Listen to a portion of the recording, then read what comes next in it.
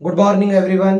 देखो आज शुरू करने वाले हैं हम ग्रेविटेशन और हम कोशिश करेंगे कि एक ही शॉट में पूरे के पूरे ग्रेविटेशन को खत्म कर दिया जाए। इससे पहले हमने डिस्कस किए हुए हैं इसमें केपलर्स लॉ, जो कि सेम प्लेलिस्ट में है, तुम जाके चेक कर सकते हो उन्हें। देखो ग्रेविटेशन शुरू करने से पहले मैं बिल्कुल जैसा एनसीईआरटी में दिया गया वहां से डिस्कस करेंगे। अब देखो एक एग्जांपल से शुरू करते हैं। अब देखो केपलर्स ने क्या बोला। केपलर्स ने बोला कि जो प्लेनेट हैं वो सन के चारों तरफ क्या कर रहे हैं, मोशन कर रहे हैं। यही तो था केपलर का फर्स्ट लॉ कि planets are revolving around sun in elliptical path. ये है केपलर्स का फर्स्ट लॉ। आ रही है बात समझ में? अब देखो, अब सर आइजैक न्यूटन ने एक बात सोची। अब उस बात के ऊपर उन्होंने फिर आगे एक लॉ बनाया। अब देखते रहो उसे। उन्होंने बोला एक पत्थर है, उससे एक रस्सी को बांध दिया है और इसे हमने गोल गोल गोल गोल घुमाना शुरू कर दिया। ठीक है ना? इस तरीके से किसी एक पत्थर को एक रस्सी से बांध के ऐसे गोल गोल गोल गोल जब हमने घुमाना शुरू कर दिया होगा तो ये गोल गोल घूमने लगा होगा। जब कोई भी बॉडी सर्कुलर मोशन करती है तो उसे फोर्स चाहिए होता है। वो फोर्स होता है सेंट्रीपिटल फोर्स, जो हमेशा उसके किधर की तरफ लग रहा होता है, सेंटर की तरफ लग रहा होता है। सेंट्रीपिटल फोर्स हमेशा किधर की तरफ लग रहा होता है, सेंट्रीपिटल की तरफ। इस केस में वह नेसेसरी सेंट्रीपिटल फोर्स कौन प्रोवाइड कर रहा है? Answer is tension in the string. Tension in string, इसका मतलब यह है कि जो स्ट्रिंग में टेंशन लग रही होगी वो नेसेसरी सेंट्रीपिटल फोर्स प्रोवाइड कर रही होगी। अब तुम्हें यह पता हो कि व्हाट इज टेंशन, टेंशन क्या चीज है। तो देखो tension tension is a force. Simple, tension क्या है? फोर्स है। ज्यादा टेंशन नहीं लेने का टेंशन को लेकर। टेंशन एक फोर्स है। और कैसा फोर्स है? जो कि स्ट्रिंग में लग रहा है, रस्सियों में लग रहा होगा, धागों में लग रहा होगा, मतलब इन जगहों पे जो फोर्स लग रहे होंगे उसे हम बोलेंगे टेंशन। तो उन्होंने बोला अगर सन के चारों तरफ अर्थ इस तरीके से मोशन कर रही है और अर्थ के और सन के में तो कोई एक्चुअल कांटेक्ट है नहीं, तो ये सेंट्रीपिटल फोर्स कौन प्रोवाइड कर रहा होगा? जो सेंटर की तरफ लग रहा होगा। तो उन्होंने फिर एक लॉ बताया, उसकी तरफ हम डिस्कशन करेंगे। देखो उन्होंने बोला यूनिवर्स में कोई भी दो बॉडीज M1 और M2, उन्होंने बोला पूरे के पूरे यूनिवर्स में वो दो बॉडीज जिनके पास क्या है, मास है, वो एक दूसरे पे क्या लगा रही हैं, फोर्स लगा रही हैं। और ये बात समझ में, ये बॉडी M1, ये बॉडी M2, इन दोनों के बीच की जो डिस्टेंस है वो कितनी ले ली जाए, R। यहाँ पे एक पॉइंट याद रखो, न्यूमेरिकल सॉल्व करते वक्त आसानी होगी, कि जो R ली है वो M1 के सेंटर से M2 के सेंटर तक ली है। Then further sir Isaac Newton added, उन्होंने बोला कि इन दोनों के बीच में जो फोर्स लग रहा होगा, अब ऐसा नहीं है कि मैंने तुम्हें बोल दिया कि दो बॉडीज है जिनके पास मास है, वो एक दूसरे पे क्या एक्सर्ट कर रहे हैं, फोर्स एक्सर्ट कर रहे हैं। तो इसका ये मतलब नहीं है तुम घर से बाहर निकलो किसी में भी टक्कर मार दो और बोलो ये तो न्यूटन्स लॉ ऑफ मोशन की वजह से हो रहा है। ऐसा बिल्कुल भी नहीं है। उन्होंने उसके एक पर्टिकुलर क्राइटेरिया दिया। उन्होंने बोला क्या? Force of attraction, force of attraction is directly proportional to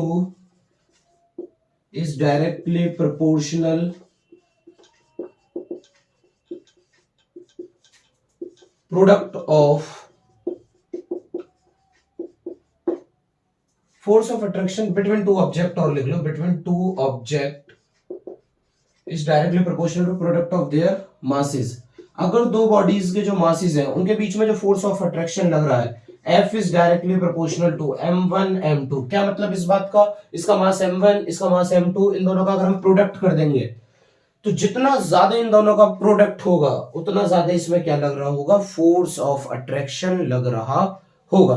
क्या बात आ रही है समझ में? अब उसके बाद उन्होंने अगला स्टेटमेंट बोला, force of attraction is inversely proportional to square of distance between them, square of distance between them। जो फोर्स ऑफ अट्रैक्शन होगा वो इनवर्सली प्रोपोर्शनल होगा। इनवर्सली का मतलब समझते हो? अगर एक क्वांटिटी बढ़ रही हो तो दूसरी क्वांटिटी क्या हो रही होगी, कम हो रही होगी।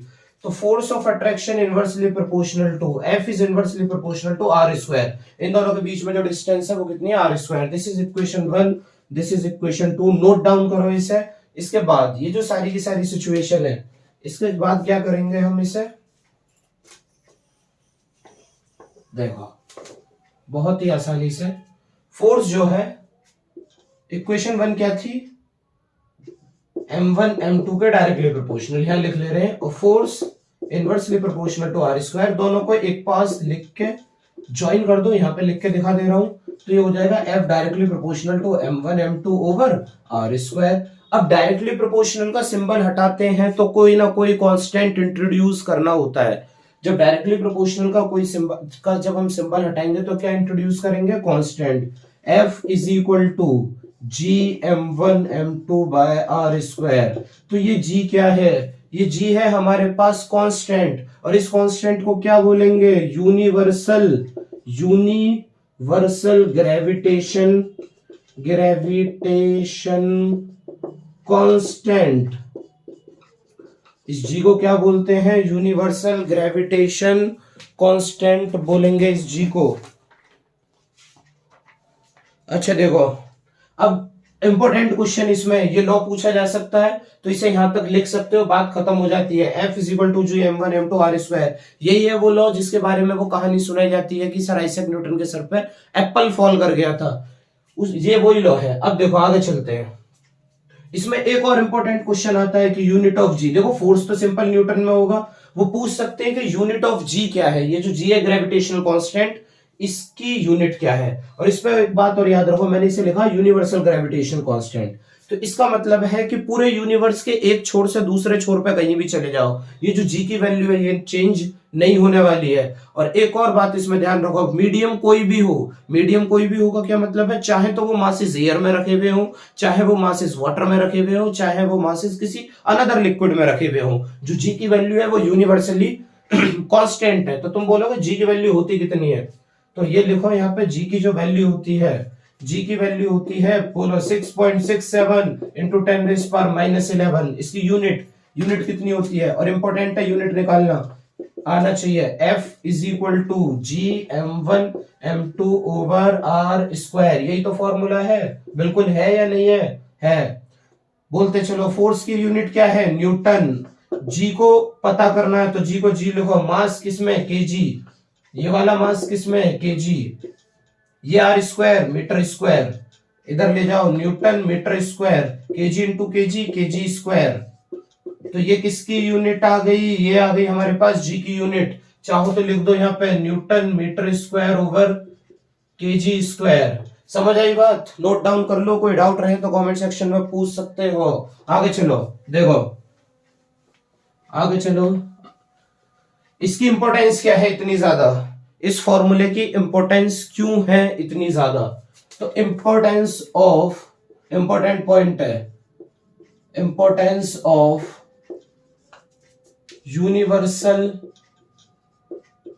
लॉ ऑफ, इसे कहते हैं यूनिवर्सल लॉ ऑफ ग्रेविटेशन, इसे यूनिवर्सल लॉ ऑफ ग्रेविटेशन भी कहते हैं। इसकी क्या इंपॉर्टेंस है तो मैं तुम्हें बताता हूं इसकी क्यों ज्यादा इंपॉर्टेंस है। सबसे पहली चीज, ये सक्सेसफुली हमें ये बता देती है कि किस टाइप से सन के चारों तरफ जो प्लैनेट्स हैं वो क्या कर रहे हैं, मोशन कर रहे हैं। दूसरी चीज, टाइड्स के टाइमिंग को, लो टाइड्स और हाई टाइड्स की जो टाइमिंग्स है उन्हें सक्सेसफुली बता देते हैं।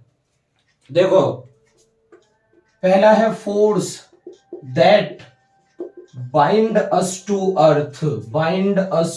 अर्थ। इसका क्या मतलब है जल्दी से समझ लो। अर्थ इस तरीके से है, स्फेरिकल शेप की, कुछ लोग यहाँ रह रहे होंगे, कुछ लोग इस जगह पे रह रहे होंगे। तो एक बात समझो, कभी तुमने सोचा है कि जो लोग यहाँ रह रहे हैं चलो वो तो ठीक है, ये वाले लोग गिरते क्यों नहीं है, नीचे की तरफ क्यों नहीं गिर रहे हैं। अर्थ किसकी शेप में है, एक बॉल की शेप में है। अगर मान लो एक बॉल की शेप इस शेप की है तो यहाँ वाले लोग तो चलो रुक जाएंगे, ये वाले लोग कैसे रुक रहे हैं। तो ये जो है यूनिवर्सल लॉ ऑफ ग्रेविटेशन, उस लॉ के अकॉर्डिंग सर आइजैक न्यूटन ने बोला कोई भी दो बॉडीज जिनके पास मास है वो एक दूसरे को क्या कर रही हैं, अट्रैक्ट कर रही हैं। तो ये जो मैन है ये अर्थ के सेंटर की तरफ अट्रैक्ट हो रहा है और ये इधर की तरफ अट्रैक्ट हो रहा है। तो जो पूरी की पूरी दुनिया पे लोग रह रहे हैं, यहाँ भी रह रहे हैं, यहाँ भी रह रहे हैं, सब जगह रह रहे हैं, लेकिन वो अट्रैक्ट किधर की तरफ हो रहे हैं, सेंटर ऑफ अर्थ की तरफ हो रहे हैं। तो फोर्स जो हमें अर्थ की तरफ बाइंड करके रखता है वो कौन सा फोर्स है, gravitational force. And the second point and the important point, motion of planet around the sun. Sun के ही क्यों चारों तरफ मोशन करते हैं, सन के ही चारों तरफ मोशन क्यों करते हैं प्लैनेट, किसी और के अबाउट भी तो कर सकते थे, किसी और प्लेनेट के अबाउट भी तो मोशन कर सकते थे। रीजन इज ग्रेविटेशन लॉ, क्योंकि जो फोर्स की वैल्यू होती है वो होती है G m1 m2/r²। जितना ज्यादा दो बॉडीज के बीच में मास होगा, प्रोडक्ट होगा, उतना ज्यादा क्या होगा, फोर्स होगा। अब तुम मुझे बताओ, पूरे के पूरे यूनिवर्स में, सॉरी पूरे के पूरे सोलर सिस्टम में सबसे ज्यादा मास किसका है प्लैनेट्स में और सन के कंपैरेटिवली? तो तुम बोलोगे नो डाउट सन का सबसे ज्यादा मास है। तो सन का मास ज्यादा, तो हम सब किसकी तरफ गोल गोल घूमेंगे? सन की तरफ। बात आ रही है समझ में? मास को समझ लो पैसे वाले लोग, और लोग किसकी तरफ चारों तरफ घूमते रहते हैं? जिनके पास ज्यादा पैसे होते हैं। बात आ रही है समझ? ठीक है, आगे देखो। Motion of planet around the sun, tides of moon and sun. जो टाइड्स होती है, हाई टाइड्स, लो टाइड्स, किसकी वजह से? मून की वजह से और सन की वजह से। उन्हें सक्सेसफुली ग्रेविटेशनल लॉ से हमने बता दिया, डिफाइन कर दिया। तो ये है importance of universal law of gravitation. Note down कर सकते हो, कोई डाउट आएगा तो पूछ लेना। आगे देखो, एक आध न्यूमेरिकल कर लेते हैं इस फॉर्मूले पे। देखो न्यूमेरिकल में क्या है, न्यूमेरिकल लिखेंगे नहीं, सिर्फ सॉल्व करके बता दूंगा, डेटा तुम खुद लिख लेना। से एक मास है, इस बॉडी का मास है m1 का मास है 2 किलोग्राम, एक दूसरी बॉडी है जिसका मास है 5 किलोग्राम। इन दोनों के बीच की डिस्टेंस है 10 मीटर। अब हमसे पूछा जाए इनके बीच में लगने वाला अट्रैक्टिव फोर्स की वैल्यू। कुछ नहीं, फोर्स का formula F is equal to G m1m2/r²। Force G की वैल्यू 6.67 इंटू 10⁻⁻11। याद रखनी है वैल्यू, जैसे कि मुझे याद है वैसे ही। m1 की वैल्यू 2, m2 की वैल्यू 5, r की वैल्यू कितनी होगी 10 इंटू 10। क्यों किया मैंने ये 10 इंटू 10? r², simple. तो ये देखो 2 5 जा कितना हो गया 10, एक 10 से एक 10 उड़ा दो। f is equal to 6.67 into 10⁻11/10। समझ आ रही है बात? इस 10 को ले जाओ ऊपर, तो ये फोर्स हो जाएगा 6.67 इंटू 10⁻12 न्यूटन। ये किस तरीके से आया? अगर किसी को ना आया हो समझ तो मैं फिर से बता दे रहा हूँ। यहाँ 10 की पावर कितनी है 1, ऊपर लेकर जाएंगे न्यूमरेटर, सॉरी डिनोमिनेटर से न्यूमरेटर में, तो 10⁻1 हो जाएगा। अगर बेस सेम होते हैं तो पावर ऐड हो जाती है, -11 और -1 -12 हो गए। क्या बात आई समझ में? ऐसा सिंपल सा न्यूमेरिकल आ सकता है पेपर में। ठीक है, चलो देखो आगे चलते हैं। एक और एनसीईआरटी का न्यूमेरिकल कराता हूं मैं। उसमें ये कह रहे हैं कि शुरू में दो बॉडीज हैं, इसका मास मान लो m1 है, इसका मास मान लो m2 है, और इन दोनों के बीच की डिस्टेंस जो है वो r है। तो इसके बीच में फोर्स बताओ। तुम कहोगे इसमें क्या मुश्किल बात है, ये तो बहुत आसान है। F is equal to Gm1m2/r²। बात खत्म। समझे या नहीं समझे? ठीक है, आगे देखो। इसके बाद उन्होंने क्या बोला, क्वेश्चन में थोड़ा सा ट्विस्ट प्रोड्यूस किया। वो ट्विस्ट है ये, उन्होंने बोला इस मास को कर दिया जाए हाफ, m1/2, और इस वाले मास को भी कर दिया जाए m2/2, और ये जो डिस्टेंस है इस डिस्टेंस को बढ़ा के कर दिया जाए r के बजाय 2r। डिस्टेंस को डबल कर दिया जाए, मास को हाफ कर दिया जाए, या मास को हाफ कर दिया जाए, डिस्टेंस को डबल कर दिया, सॉरी डिस्टेंस को डबल कर दिया जाए, या मास को हाफ कर दिया जाए, या मास को डबल कर दिया जाए, डिस्टेंस को हाफ कर दिया जाए। इस टाइप के न्यूमेरिकल्स जो है वो आ सकते हैं, इंपॉर्टेंट है तो ध्यान दें इधर। अब इसमें जो फोर्स है वो कितना होगा F। तो मैं क्या इसे F से डिनोट करूं? बिल्कुल भी नहीं। अगर एक आदमी के दो बच्चे हैं, भले ही सेम भी दिखते हों, तब भी वो एक अलग अलग नाम रखेंगे उनके, चाहे एक का नाम राम रख दें, दूसरे का श्याम रख दें, सीता गीता, सेम। तो अगर मैंने यहाँ इसे F से डिनोट कर दिया है, तो इसे किससे डिनोट करूंगा? F डैश से डिनोट करूंगा, और इसकी वैल्यू हो जाएगी G।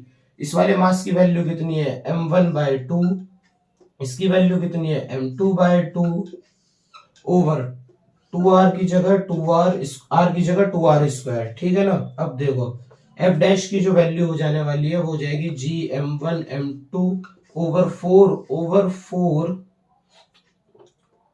r²। कितनी हो जाएगी? 4r²। तो अब इस f डैश की वैल्यू कितनी आ जाएगी? इस f डैश की वैल्यू आ जाएगी हमारे पास, इस 4r की इधर क्या कर दिया जाए, मल्टीप्लाई, तो हो जाएगी Gm1m2 over r² over 1/16। 4 into 4 16 हो गया होगा। इस वैल्यू को याद करो, ये किसकी वैल्यू है?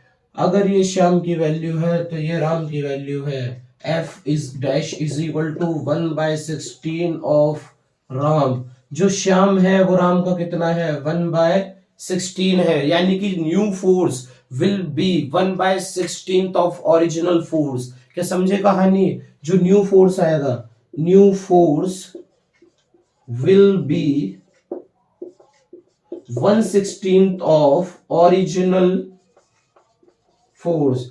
जो नया वाला फोर्स होगा वो पुराने वाले फोर्स का 16 गुना कम होगा। इंपॉर्टेंट क्वेश्चन है, आना हम सबको चाहिए। कि समझे? ठीक है, चलो देखो आगे चलते हैं। आगे एक टर्म दिया हुआ है हमें, फ्री फॉल। अगला डेफिनेशन डालो जल्दी से। फ्री फॉल क्या होता है? फ्री फॉल, फ्री में गिर जाना है क्या फ्री फॉल? बिल्कुल भी नहीं है ऐसा। देखो फ्री फॉल क्या चीज है। देखो हमने एक पहले से डिस्कशन किया हुआ है एक टॉपिक, जिन लोगों ने पुरानी वीडियो देखी है उन्हें पता होगा। वो मूवी जो थी हमारी, कौन सी थी वो मूवी? याद करो, बाजीगर, जिसमें शाहरुख खान शिल्पा शेट्टी को ले जाता है ऊपर, और ऊपर ले जाकर उसकी क्या रेज करता है? पहले पोटेंशियल एनर्जी, और फिर उस पोटेंशियल एनर्जी को किस में कन्वर्ट कर देता है? काइनेटिक एनर्जी में। आ रहा है याद? सोचो, जब वो बिल्डिंग से ऊपर से गिर रही होती है शिल्पा शेट्टी, तो उसका जो मोशन हो रहा होता है, ऐसे मोशन को कहते हैं फ्री फॉल। समझो, अगर तुम ऊपर गए, यहाँ पे शिल्पा शेट्टी खड़ी है, तुम यहाँ मान लो शाहरुख खान हो, चलो थोड़ा हैंडसम सा बना दिया जाए, ऐसा कुछ करके। अरे बहुत मोटा हो गया, ठीक है। अब तुमने क्या किया? तुमने ले जाके टांग इसमें मारी और ये गिरा, ये बेचारी ऐसे। तो इसका जो मोशन हुआ है, ये जो बिल्डिंग है ये कहां पे बनी हुई है? ये तो अर्थ के ऊपर बनी हुई है। तो ये जो हमारे पास शिल्पा शेट्टी जी हैं, ये जब गिरी है नीचे की तरफ, तो किसकी वजह से गिरी है? सिर्फ और सिर्फ कौन से फोर्स की वजह से गिरी है? ग्रेविटेशनल फोर्स की वजह से गिरी है। अर्थ ने इसे अपनी तरफ अट्रैक्ट किया है, ग्रेविटेशनल फोर्स जो भी हमने पढ़ाया। क्या उसके अलावा और कोई फोर्स लग रहा है कि इनके हाथ में कोई रस्सी है जिसे पकड़ के ये गिर रही है, या कोई और फोर्स है? बिल्कुल भी नहीं है। तो ऐसा मोशन किसी बॉडी का वो सिर्फ और सिर्फ अर्थ के ग्रेविटेशनल फोर्स के इंपैक्ट में हो रहा हो, उसे कहते हैं फ्री फॉल। फ्रीली गिरना, मतलब मैं अपने घर की छत पे चढ़ जाऊं और नीचे कूद जाऊं, तो मैं एकदम फ्रीली गिर रहा हूं, कोई भी मुझ पर रोक टोक नहीं है, बस एक फोर्स लग रहा है। वो फोर्स कौन सा है? अर्थ का ग्रेविटेशनल फोर्स। तो सिंपल फ्री फॉल को लिखो, मोशन ऑफ शिल्पा शेट्टी, नहीं, motion of any body, motion of any body Shilpa Shetty, motion of any body under the influence of earth's gravitational force। बस सिंपल सी बात है, motion of any body under the influence of earth gravitational force. Earth के gravitational force के influence में जो body का motion हो रहा हो, उस मोशन को हम कहते हैं फ्री फॉल। एग्जाम्पल लिख लो, क्या लिख दें? शिल्पा शेट्टी का ही लिख दें क्या? नहीं, वो नहीं लिखेंगे, टीचर मार्क्स नहीं देगा ना। ये लिख लो, स्टोन फॉलिंग फ्रॉम रूफ, छत पे से किसी पत्थर का गिरना। बहुत आसान सी बात है। बात आ रही है समझ में? चलो देखो, अब हम बात करें, ये नोट डाउन करिए, जल्दी से कर लो। आगे देखो, आगे देखो, आगे देखो। चलो अगली जो बात है वो हमारी ये होने वाली है कि इसके बाद जो हम डिस्कशन करेंगे वो करेंगे ग्रेविटेशनल एक्सेलरेशन। ग्रेविटेशनल एक्सेलरेशन, देखो तुम एक्सेलरेशन क्या सब लोग जानते हो, इसे हम डिनोट करने वाले हैं स्मॉल जी से। देखो एक बात समझो, यहाँ पे बहुत ज्यादा कंफ्यूजन होता है, लिटरली 9th क्लास में तो बहुत ज्यादा, स्मॉल जी और कैपिटल जी के बीच में। देखो कैपिटल जी मैं ऑलरेडी बता चुका हूं, जो कैपिटल जी है, जो कैपिटल जी है, ये पार्ले जी का जी नहीं है, ये जो कैपिटल जी है ये हमारे पास है क्या? ये कैपिटल जी है gravitational constant, and that too universal.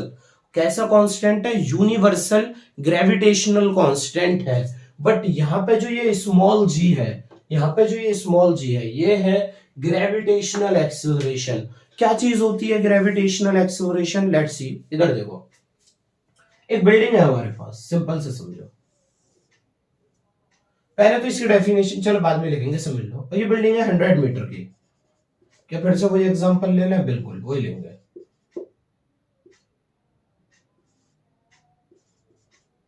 ये लो, यहां से ये हिट किया किसको? शिल्पा शेट्टी को। किसने? शाहरुख खान ने।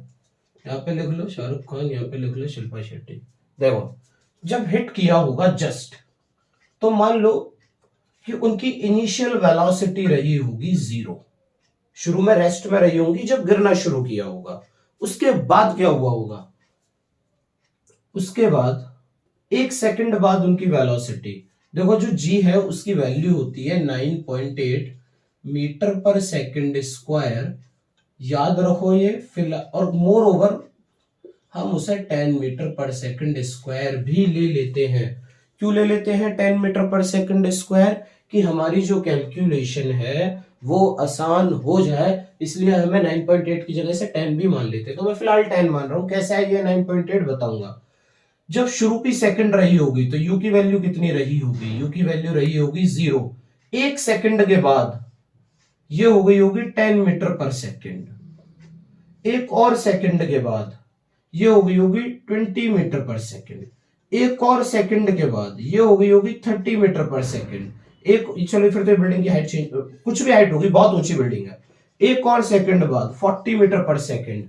अगर मैं तुमसे पूछूं कि हर सेकंड में पर यूनिट टाइम वेलोसिटी में कितना चेंज आ रहा है, वेलोसिटी में कितना चेंज आ रहा है, तो यू विल से कि in each and every second, हर एक सेकंड में जो वेलोसिटी चेंज हो रही है वो 10 मीटर पर सेकंड हो रही है। हो रही है नहीं हो रही है? शुरू में 0 थी तो 10 हो गई, 10 से 20 हो गई, 20 से 30 हो गई, 30 से 40 हो गई। तो यही तो एक्सेलरेशन की डेफिनेशन है, the rate of change of velocity per unit time. Her second में कितनी वेलोसिटी चेंज हो रही है, तो यहां कितनी चेंज हो रही है? तुम बोलोगे 10 चेंज हो रही है। अगर 9.8 लेते तो थोड़ा वो 9.8 को ऐड करना थोड़ा सा कॉम्प्लिकेटेड सा होता, इसलिए वो मैंने 10 से कंसीडर कर लिया है। तो हर सेकंड में 10 मीटर चेंज हो रही है। तो ग्रेविटेशनल एक्सेलरेशन क्या है? कि rate of change of velocity per unit time. ये तो एक्सेलरेशन की वैल्यू है। तो ग्रेविटेशनल एक्सेलरेशन की वैल्यू क्या हुई? तो देखो, इसका मतलब ये हुआ, इसका मतलब हुआ ये कि वो एक्सेलरेशन जो अर्थ ने प्रोवाइड किया, चाहे तो तुम अब शिल्पा शेट्टी को फेंको, चाहे शाहरुख खान को फेंको, चाहे उस पूरी की पूरी बिल्डिंग को गिरा दो, जो जी की वैल्यू है वो अर्थ पे वही रहने वाली है, सेम रहने वाली है। तो ग्रेविटेशनल एक्सेलरेशन की वैल्यू लिख दो, द एक्सेलरेशन प्रोवाइड बाय अर्थ किधर की तरफ? Toward its centre, toward its centre. इसकी कैलकुलेशन करने की कोशिश करते हैं। तो देखो कैसे करेंगे इसकी कैलकुलेशन। कैलकुलेशन है इसकी बहुत ज्यादा सिंपल। देखो अगेन वही, चलो ठीक है, ये है एम ई। क्या मतलब है इसका? मास ऑफ अर्थ, मास ऑफ अर्थ। और ये आर ई, रेडियस ऑफ अर्थ। एक ऑब्जेक्ट है मान लो इस जगह पे, जिसका मास है स्मॉल एम। मान लो ये है, मैं ही हूं, ये छोटा सा एम है मेरा, स्मॉल एम ले लो इसे, छोटा सा मास है मेरा। अर्थ का देखो मास कितना होता है, ये वैल्यू याद रहनी चाहिए। अर्थ का मास होता है, कितना होता है किसी को याद है? 6 × 10⁻24 kilogram is the mass of अर्थ। और अर्थ की रेडियस याद हो जाए तो ज्यादा बेहतर है। 6400 किलोमीटर होती है अर्थ की रेडियस। चाहो तो ये लिख सकते हो 6.4 × 10⁻6 मीटर। समझ आई बात? अच्छा देखो, अब ये जो मास है इसका mg जो लग रहा होगा हमेशा, वो किधर की तरफ लग रहा होगा? नीचे की तरफ लग रहा होगा।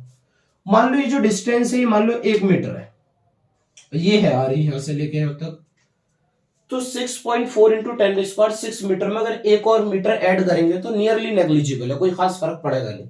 तो यहां से लेके यहां तक जो उसे आर ई ही मान सकते हैं, ठीक है ना? इतने 6400 किलोमीटर प्लस 1 मीटर के कोई क्वांटिटी, मतलब कोई ऐसी वैल्यू थोड़ी ना हुई कि जिसे हम कंसीडर करें, ऑलमोस्ट नेग्लिजिबल है। तो देखो इसके बीच में और इसके बीच में ग्रेविटेशनल फोर्स कितना होगा? तो होगा G, product of their masses M E into m, small m, over R E square, over R E square, over R E square, यही तो हुआ ग्रेविटेशनल फोर्स। कोई भी बॉडी, उसका जो mg है हमेशा वो किधर की तरफ लग रहा होता है, नीचे की तरफ। अगर हम बात करें किसके टर्म्स में, फोर्स के टर्म्स में, तो फोर्स का फॉर्मूला होता है m इंटू ए। क्या होता है? m इंटू ए। लेकिन यहाँ a को क्या लिखेंगे हम g, क्योंकि ये ग्रेविटेशनल एक्सेलरेशन ये काम करेगी। तो इस वाले m से ये m कैंसिल, g की वैल्यू कितनी आ गई? g की वैल्यू आ गई gme over R E square. बात आ रही है समझ में? आनी चाहिए, आनी चाहिए। तो ये जो g हो गई इसकी value 6.67 into 10⁻⁻11 into 6 into 10⁻24, radius हो गए 6 इंटू 10⁻6, 6.4। लिख लो 6.4 इंटू 10⁻6 का स्क्वायर, तो दो बार लिख लो ये नंबर 6.4 इंटू 10⁻6। समझ आ रहा है क्या बोल रहा हूं? ये सारी की सारी जो वैल्यूज हैं यहाँ सब पुट कर दी। इसे जब कैलकुलेट करेंगे तो 9.8 मीटर पर सेकंड स्क्वायर इसकी वैल्यू आ जाएगी। तो समझ आया ग्रेविटेशनल एक्सेलरेशन क्या होता है। अब कोई तुमसे पूछने लगे कि ये जी किस किस चीज पर डिपेंड करता है, फैक्टर इफेक्टिंग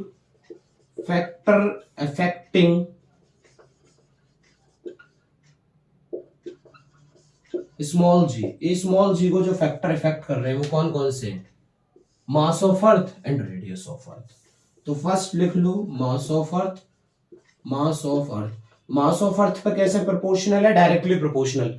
जितना ज्यादा मास होगा, जितना ज्यादा मास होगा उतनी ज्यादा होगी जी की वैल्यू, क्योंकि दोनों डायरेक्टली प्रोपोर्शनल है। सेकंड फैक्टर इज रेडियस, जितनी ज्यादा रेडियस होगी उतनी कम होगी जी की वैल्यू।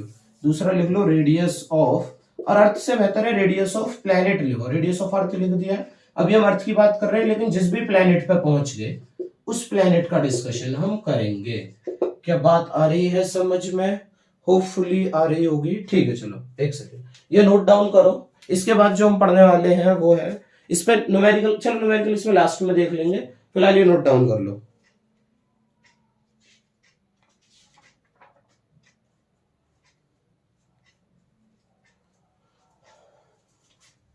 चलो देखो जल्दी से 10-15 मिनट में खत्म हो जाएगा ये चैप्टर, बहुत ज्यादा बचा है नहीं। देखो देखो जी इधर, अब जो हम पढ़ेंगे वो क्या है, तुमने इक्वेशन ऑफ मोशन पढ़ी है, F is equal to u plus a t. Second equation of motion याद करो, ut plus half a t square, and third v square u square plus 2as। ये जो तीन इक्वेशन ऑफ मोशन थी ये ऐसे समझो, ये थी जबकि बॉडी एक्स एक्सिस में मूव कर रही हो। कौन सी एक्सिस में? एक्स एक्सिस में, या हॉरिजॉन्टली मूव कर रही हो। ये जो एक्सेलरेशन की वैल्यू है ये कोई भी हो, कुछ भी हो जो हमने एक्सटर्नली प्रोड्यूस किया है। जब बॉडी वाई एक्सिस में मूव करने लगे, वाई एक्सिस में मूव करने लगे लाइक दिस वे, इस तरीके से बॉडी मूव करने लगे, ऊपर से नीचे खुद के फोर्स की वजह से गिरने लगे। अब जो एक ही जगह हम कौन सी वैल्यूज लेने वाले हैं? जी की वैल्यू लेंगे, क्योंकि अब हमने क्या फिक्स कर दिया, एक्स एक्सिस पे ए की जो वैल्यू है, एक्सेलरेशन जो है वो किस पे डिपेंड करेगा? एक्सटर्नल फोर्स पे। किस पे? एक्सटर्नल फोर्स पे। लेकिन इस केस में जब बॉडी इस तरीके से मोशन कर रही है तो जी की जो वैल्यू है मोर ओवर अर्थ पे वो थोड़ा बहुत चेंज होता है, लेकिन कितनी रहेगी वो? 9.8 ही रहेगी। कितनी रहेगी? 9.8 ही रहने वाली है। दैट मीन्स इसका मतलब ये हुआ, इसका मतलब क्या हुआ कि जब इस टाइप का मोशन हो रहा हो तो यहाँ पे ए से किसकी वैल्यू चेंज कर दें? जी की। तो ये इक्वेशन हो जाएंगी v is equal to u plus g t. तो नहीं, इस तरीके से नहीं यहाँ लगाएंगे, माइनस जी टी। ए से नहीं, माइनस जी, जितनी भी जगह पे ए है उसे माइनस जी से रिप्लेस कर देंगे। किससे रिप्लेस कर देंगे? माइनस जी से। s is equal to u t minus half g t square, v square u square minus 2gs। इन्हें इससे रिप्लेस कर देंगे। नोट डाउन कर लो, इंपॉर्टेंट पोर्शन है ये। अच्छा अभी देखो एक और चीज जिसे हमें डिस्कस करना है वो ये है, नोट डाउन करो। आगे देखो, आगे क्या है? आगे है हमारे पास ये जो स्मॉल जी है, इसकी वैल्यू कितनी लिखवाई है अभी पीछे, GME/RE²। ये किसकी रेडियस, अर्थ की radius, radius of earth, radius of earth. ये किसका मास, मास ऑफ अर्थ, ये भी अर्थ का मास। अब देखो ये अर्थ है हमारी प्यारी सी, इसके ऊपर मैंने एक बॉल फेंकी, इस बॉल का मास है मान लो 10 किलोग्राम, 1 किलोग्राम ले लो, और इस वाली बॉल का मास है मान लो 500 किलोग्राम। तो कौन सी बॉल पहले आके गिर जाएगी, 1 किलोग्राम वाली या 500 किलोग्राम वाली? तो हो सकता है कि तुम्हें ऐसा लग जाए कि 1 किलोग्राम वाली आके पहले गिरेगी, बट लुक एट द जी की वैल्यू किस पे डिपेंड करती है, जी की वैल्यू डिपेंड करती है हमारे पास mass of the planet, radius of the planet. क्या मास ऑफ द ऑब्जेक्ट पे डिपेंड कर रही है जी की वैल्यू? तो answer is absolutely no.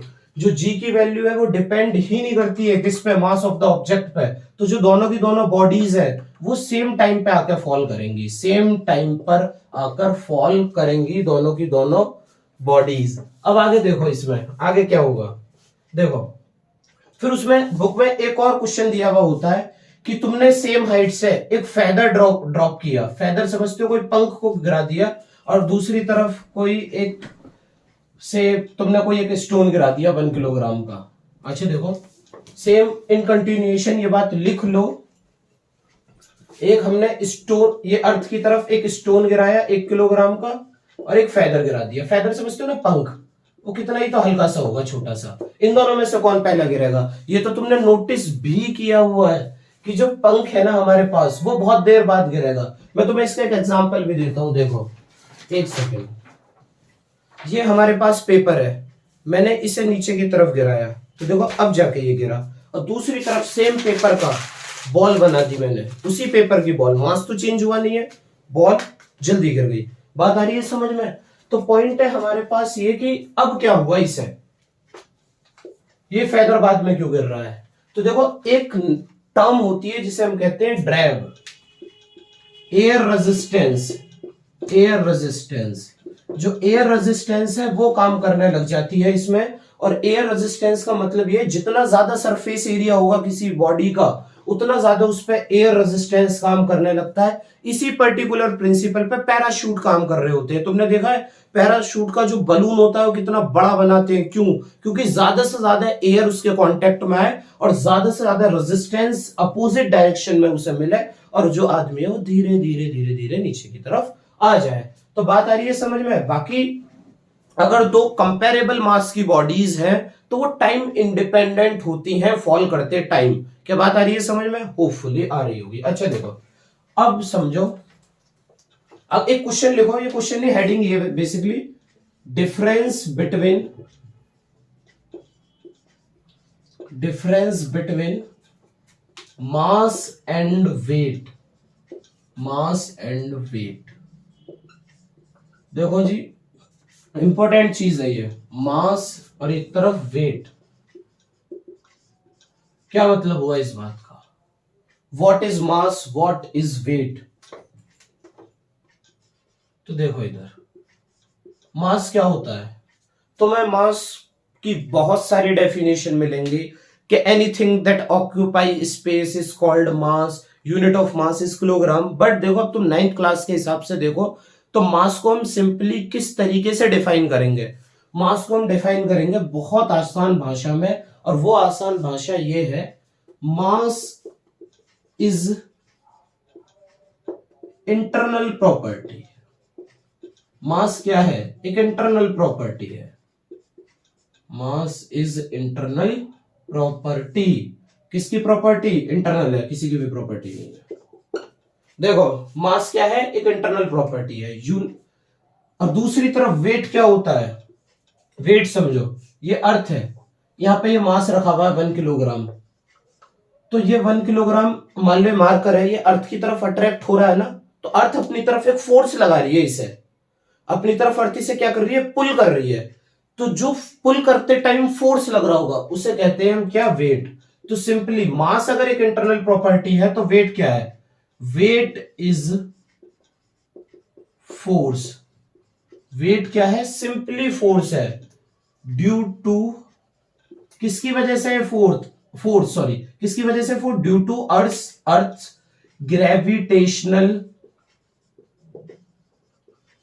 Earth gravitational pull, earth के ग्रेविटेशनल पुल की वजह से ये फोर्स हुआ है।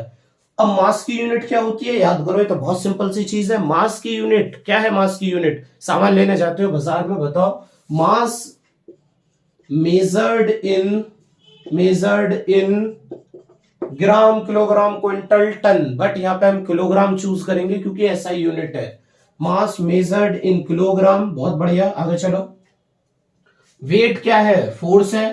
अब फोर्स को तो हम जानते हैं, फोर्स को मेजर करेंगे न्यूटन बाबा के टर्म्स में, तो unit of force is my dear Newton. आगे देखो, मास कैसी क्वांटिटी है? Mass is scalar quantity. कौन सी क्वांटिटी? Scalar quantity. मास जो होती है वो स्केलर क्वांटिटी होती है, कोई डायरेक्शन थोड़ी ना होती है मास की। 2 किलो चीनी दे दो नॉर्थ वाली, ऐसे कभी बोला है? तो मतलब मास तो क्या है? क्वांटिटी है जस्ट। लेकिन फोर्स, यहां ही मैंने डायरेक्शन स्पेसिफाई की है, ड्यू टू अर्थ ग्रेविटेशन पुल, और अर्थ का ग्रेविटेशन किसकी तरफ होता है? उसके सेंटर की तरफ। तो ये कैसी क्वांटिटी हुई? Vector quantity. कैसी क्वांटिटी हुई है? वेक्टर क्वांटिटी हुई। आगे चलो, आगे चलो, देखो उसके बाद mass is universal constant. Mass is universal constant. Mass कैसा है?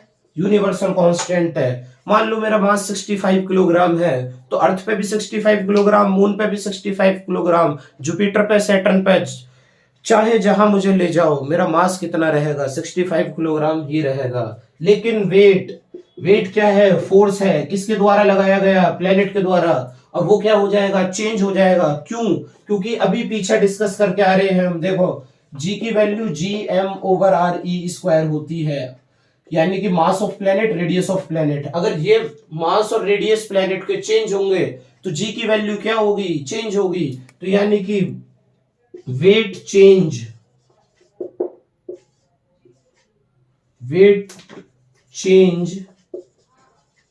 प्लेनेट टू प्लेनेट, प्लेनेट से प्लेनेट पे क्या होगा? वेट की जो वैल्यू होगी वो चेंज हो जाएगी, ठीक है ना। और इस तरीके से तो जो वेट है वो जीरो भी हो सकता है। वेट क्या हो सकता है? जीरो भी। अगर इस जी की वैल्यू जीरो हो जाए, वेट क्या है? वेट का फॉर्मूला है m/g, सिंपल। अगर ये जी की वैल्यू जीरो हो जाए तो वेट क्या हो सकता है? जीरो हो सकता है, और होता भी है। वेट कैन बी जीरो हो सकता है, पर क्या कभी मास जीरो हो सकता है? तो answer is no. Mass can never be zero. Mass can never be zero my dear, mass हो ही नहीं सकता है जीरो। समझ आई बात? आई होगी, नोट डाउन कर लो, बहुत जरूरी है। अच्छा देखो, इसके बाद लास्ट टॉपिक इस चैप्टर का पूरा चैप्टर हमने कर दिया है फिनिश। अच्छा देखो, ये नोट डाउन किया, कर लिया होगा, नहीं किया हो तो पॉज करके कर लो। देखो, कोई डाउट आए कैसा भी कमेंट सेक्शन में बता देना, I will try to answer you all. चलो देखो, आगे चलो भैया, आगे चलो। देखो इधर, देखो इधर, आगे क्या दिखाना है? वो ये है कि हमारे पास हमें दो बॉडीज का कंपैरिजन करना है, जिनका वेट कंपेयर करना है। कहां पे? अर्थ पे। और कहां पे वेट कंपेयर करना है? अर्थ पे और मून पे। तो देखो, जी की वैल्यू, वेट ऑन अर्थ, पहले हम ये निकालेंगे, वेट ऑन अर्थ। तो अर्थ पे वेट कितना होगा? एक अगर कोई मास है, ऑब्जेक्ट है जिसका मास है स्मॉल m, तो इसका वेट कितना होगा? तुम बोलोगे स्मॉल m होगा mg के बराबर। किसके बराबर? mg के बराबर। अब ये g की वैल्यू में लिख सकता हूं क्या? बिल्कुल लिख सकते हो। g की वैल्यू होगी capital G, m of earth, और ये स्मॉल m ऑब्जेक्ट का, ओवर रेडियस ऑफ अर्थ का स्क्वायर। ये बना लो फर्स्ट इक्वेशन, ठीक है ना। वेट हेडिंग डाल लेना यहाँ पे, weight on moon. Weight on moon, moon पे वेट निकालने की कोशिश कर रहे हैं। मेरा जो मास है वो मून पे कितना हो जाएगा? बताओ, मास कितना हो जाएगा मून पे?